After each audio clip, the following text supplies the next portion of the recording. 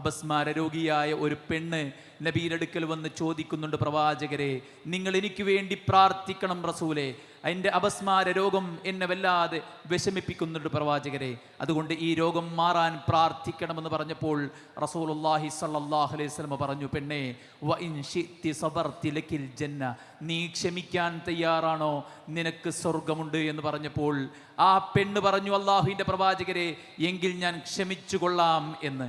അള്ളാഹുവിൻ്റെ റസൂലെ, ഞാൻ അപസ്മാരം ബാധിച്ചു മറിഞ്ഞു വീഴുമ്പോൾ എൻ്റെ ഔറത്ത് മറ്റുള്ളവർ കാണാതിരിക്കാൻ നിങ്ങൾ പ്രാർത്ഥിച്ചാൽ മതി, രോഗം അങ്ങനെ കിടക്കട്ടെ എന്ന് ആ സഹോദരി പറയുമ്പോൾ, സഹോദരങ്ങളെ, പിൽക്കാലത്ത് ഇബ്നു അബ്ബാസ് റളിയല്ലാഹു അൻഹു തൻ്റെ ശിഷ്യന്മാരുടെ കൂടെ ഇരിക്കുമ്പോൾ ആ പെണ്ണിനെ കണ്ടപ്പോൾ അദ്ദേഹം പറയുകയാണ്, ദാ നോക്കൂ, സ്വർഗ സ്ത്രീയെ കാണാൻ ആരെങ്കിലും ആഗ്രഹിക്കുന്നെങ്കിൽ ആ ഇംറഅത്തുൻ സൗദാ, ഇരുനിറത്തിലുള്ള ആ സ്ത്രീയെ നിങ്ങൾ നോക്കുക, അള്ളാഹുവിൻ്റെ പ്രവാചകൻ അവർക്ക് സ്വർഗമാണ് വാഗ്ദാനം നൽകിയിരിക്കുന്നത് എന്നതാണ്. സുഹൃത്തുക്കളെ, ആഡംബരവും സുഖവും സൗഖ്യവും സന്തോഷവും എല്ലാം മറക്കും.